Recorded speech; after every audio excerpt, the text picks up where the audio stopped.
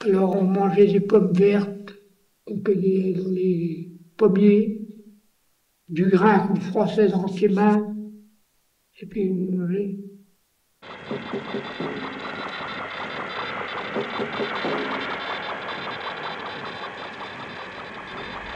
Ici, Londres. Éviter ou rompre le combat, à savoir vous disperser pour vous reformer aussitôt en vue de harceler l'ennemi, un peu de science au moment venu.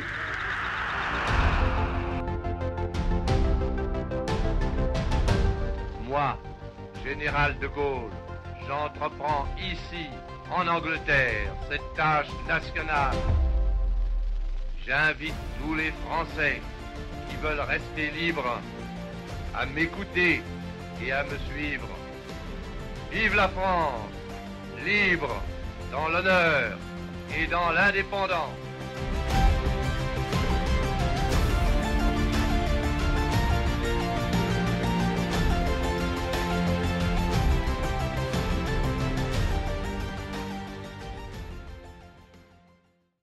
Avec le recul du temps, qu'est-ce qui a été le plus dur à vivre pendant ces années de guerre? Eh ben, le plus dur à dire pour moi, ça a été l'après le maquis de Saint-Marcel. On n'avait pas d'argent, on n'avait pas de papier, on était recherchés sans arrêt. Il y avait des soldats partout, partout, des soldats allemands partout. Il fallait faire attention à ouvrir bien les yeux, des fois attendre avant de passer, que bien vérifier les talus au loin et tout. Après les combats du 18 juin, les représailles sont terribles. Le bourg de Saint-Marcel est incendié, parachutistes et maquisards sont traqués. Le capitaine Marienne, surpris dans son sommeil, est exécuté à Plumelec le 12 juillet 1944 avec 6 parachutistes SAS, 8 FFI et 3 cultivateurs. Marcel, lui, passe les jours qui suivent le 18 juin à se cacher dans des conditions très difficiles. Alors on mangeait des pommes vertes qu'on cueillait dans les pommiers, du grain qu'on froissait dans ses mains, et puis on mangeait. Trois, quatre jours comme ça. Alors on était mouillés, mais juste trempés jusqu'aux os, hein, parce que c'était très orageux et une pluie sans cesse toute la journée, qui nous a peut-être sauvé la vie, parce que les Allemands se cachaient aussi de l'eau. Hein. Alors ça nous permettait de passer.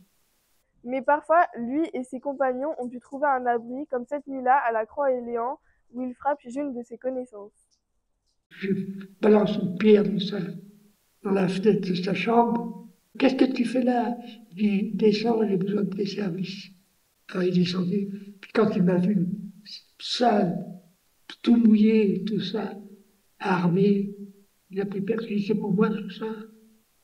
Non, c'est pour nous. Il dit, sois tranquille, rassure-toi.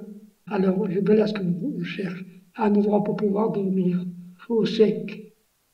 Et puis manger un peu si possible. Eh ben, je vais me faire une soupe à l'oignon. Et puis il était 2 heures du matin.